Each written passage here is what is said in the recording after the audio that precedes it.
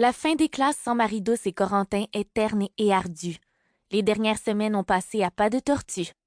Je viens de terminer mon dernier examen de fin d'année, le pire qui soit, mathématiques. En cette fin de juin, l'air est chargé de cette chaleur humide qui vous crée une couche de sueur sous le nez. Je déteste ça. Nous sommes tous là, les 26 élèves du groupe 113, à nous éventer avec nos feuilles quadrillées pliées en accordéon. Pourquoi fallait-il que nous tombions sur la pire salle de classe de l'immeuble?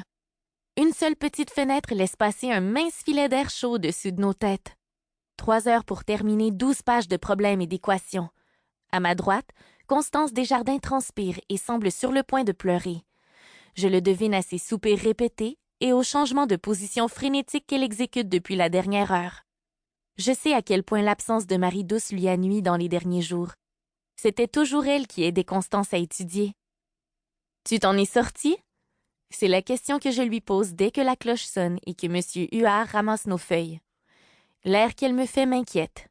Son visage est couvert de gouttelettes et ses yeux sont rouges. Oui, ça va, c'est le rhume des foins qui me dérange.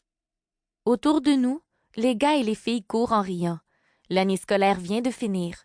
Je devrais danser la claquette, moi aussi, mais bof.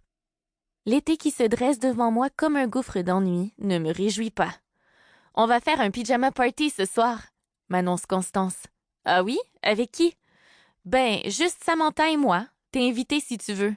Maman t'aime bien. »« Ta mère est cool, c'est une bonne idée.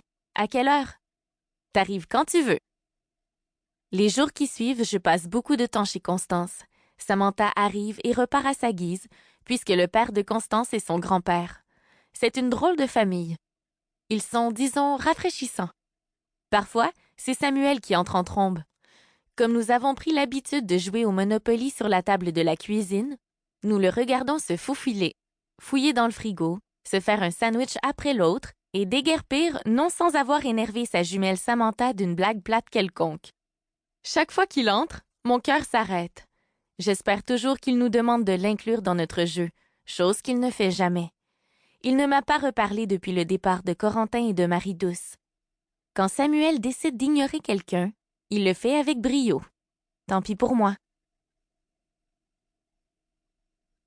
Pour continuer à écouter ce livre audio gratuitement, cliquez sur le lien dans la description et vous pourrez l'écouter en entier sans frais grâce à l'essai de 30 jours d'Audible.